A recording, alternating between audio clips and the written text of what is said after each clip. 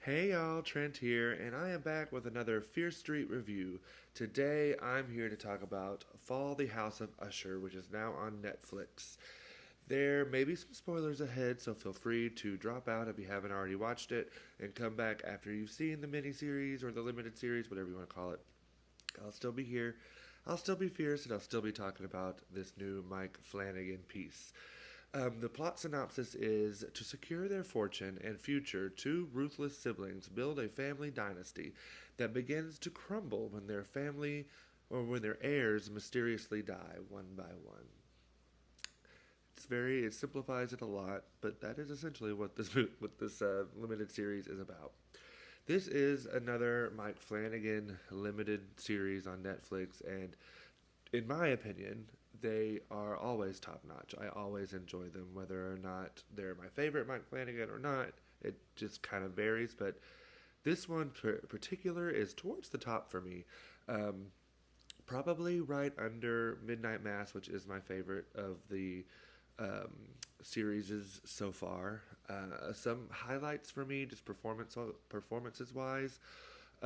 Carla, and I'm gonna hopefully I don't hopefully I get the names right. If not, you can leave a comment and I'll try to fix it in the future because we all know Mike likes to reuse the same actors. So, um, first we've got Carla Cugino as the mysterious human, non-human, some creature, whatever, Vera.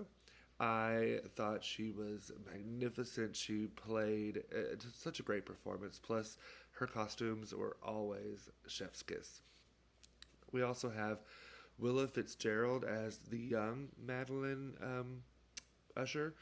I really thought that she took a character that could have been kind of flat and boring and or stereotypical anyway, and she gave her lots of depth and interesting choices, very specific, like, especially in her eyes. I thought she was giving lots of really great choices with her intensity in her eyes and all those layers beneath that. Also, Tania Miller. This is not her first time on a Mike Flanagan limited series, but she is always a highlight anytime she's on the screen. I loved her in this. She's the only member of the immediate Usher children, not the grandchildren, because we'll get to that in a minute. But she's the only one of the children that I was like kind of rooting for and wanted to see her survive. Of course, spoiler alert, she doesn't. um, that is kind of my only real negative about this is, and it's not really a negative about the quality of the show. It's just my experience watching the show. Um, I found it hard to connect with this piece just because all of the characters were so, well, not all the characters, but the vast majority of the characters were so unlikable, and I wasn't rooting for anyone. I was kind of just waiting for them to die. Um, that's not always my cup of tea as a viewer, but I get it. Some people love that kind of thing. This is really well done. I will say for me, the shining light in this was the grandchild of Roderick Usher, Lenore, played by Kylie Curran.